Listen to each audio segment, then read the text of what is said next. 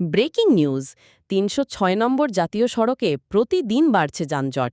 ভাগাবাজার এলাকায় অবৈধ পার্কিং, ফুটপাত জবরদখল ও তুলা আদায়ের কারণে সাধারণ মানুষ চরম দুর্ভোগে পড়েছেন।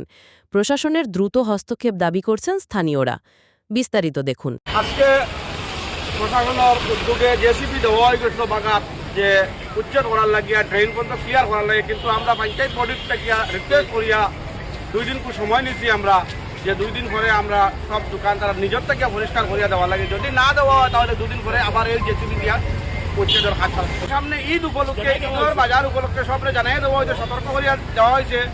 আর আমরা পঞ্চায়েত বডির পক্ষ থেকে আমরা রিকোয়েস্ট করিয়া 2 দিন টাইম নিচ্ছি আমরা।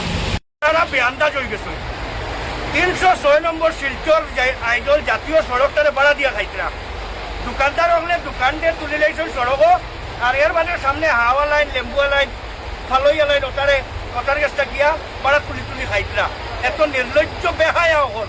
প্রশাসনের কাছে আমরা আবেদন জানাইছিলাম যে বাজারটা ট্রাফিক জাম ছুটাইতে গিয়া এই সমস্ত যে সমস্ত দোকানদার হলে নিজস্ব সালা বাড়াইছে, সড়ক দখল করে নিয়েছে, এগুলা হরাইবার লাগি আজকে প্রশাসন থেকে মানুষ আইছে, সার্কল অফিস থেকে পুলিশ সহযোগে সবরে জানাই দেওয়া হয়েছে যে নিজের তরফটাকে হরাই নাও, আর যদি না হরাও তাহলে ও আছে জেসিবি।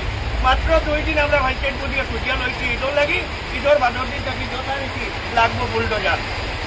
আর তখন যে ক্ষতিগ্রস্ত হইবা এর লাগি নিজেরাই যাই থাকবায়।